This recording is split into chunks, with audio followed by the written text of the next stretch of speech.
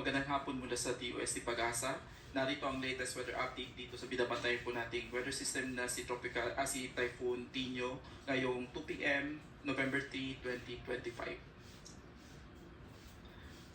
So base po sa latest weather satellite image, tatlong weather system ang kasalukuyang nakakaapekto sa ating bansa. Una na po rito itong binabantayan po nating bagyo na si Typhoon Tino. As of 12 p.m. kanina, yung kanyang sentro is namataan sa layong 255 kilometers east-southeast of Giwan, Eastern Samar na may maximum sustained winds na 120 kilometers per hour at gustiness na umabot ng 150 kilometers per hour. Kasalukuyan po itong kumikilos west-southwest sa bilis na 25 kilometers per hour. Habang ang shear line naman po ang nagdadala ng mga kaulapan at pag-ulan dito sa bahagi ng Central Luzon, kasama po ang Metro Manila at Calabarzon, habang Northeast Monsoon naman po ang nagdadala ng kaulapan at mahihinang pag-ulan dito sa malaking bahagi ng Northern Luzon. Sa kasalukuyan, meron po tayong radar image nitong si Tropical Cyclone Tinyo na nakuha gamit ang K1 Doppler radar. As of 2 p.m., ang kanyang sentro is nandito pa rin po sa Philippine Sea at patuloy na kumikilot patungo dito sa Eastern Visayas at eastern portion ng Caraga region. And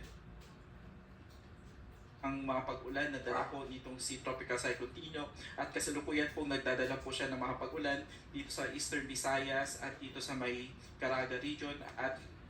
ilang bahagi ng Southern Luzon, particularly itong Bicol region, Central Visayas at Panay Island ay kasalukuyan din pong nakakaranas ng mga pag-ulan na dala po ni Bagyong Tino.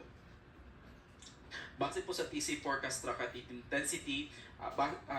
sa ngayon po itong si Tino is patuloy pa rin pong kumikilos pakanluran within the next 24 hours at base po sa information, ang mga initial site nitong landfall site nitong si Bagyong Tino as for tonight or tomorrow morning ay dito po sa southern portion ng Eastern Samar, Leyte, Southern Leyte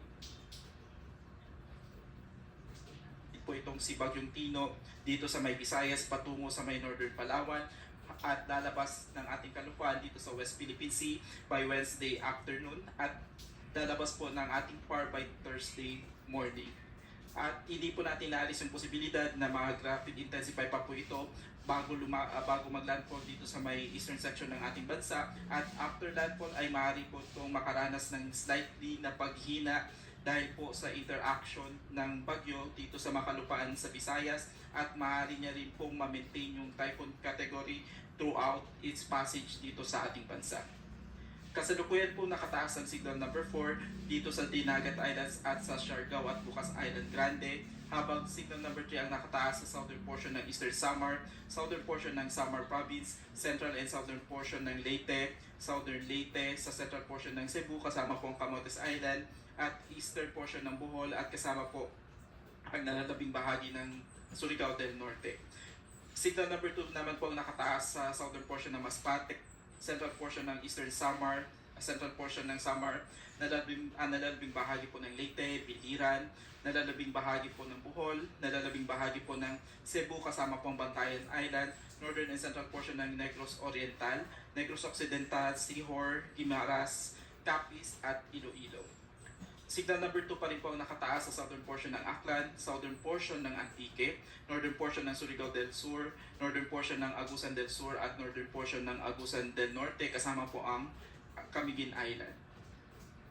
Signal number 1 naman po sa mga probinsya po ng Albay, Sorsogon, rest of Masbate including Ticao and Burias Island, southern portion ng Quezon Province, Romblon, central and southern portion ng Oriental Mindoro, central and southern portion ng Occidental Mindoro, northern portion ng Palawan kasama po ang Calamian Islands, Cuyo Islands at Cagayan Silio Islands. Signal number 1 po sa Northern Samar, the rest of Eastern Samar, rest of Samar Province, rest of Negros Oriental, rest of Baclan at rest of Antique kasama po ang Caluya Islands. Signal number 1 po sa rest of Surigao del Sur, central portion of Agusan del Sur, rest of Agusan del Norte, Misamis Oriental, northern portion ng Bukidnon, northern portion ng Misamis Oriental at northern portion ng Zamboanga del Norte.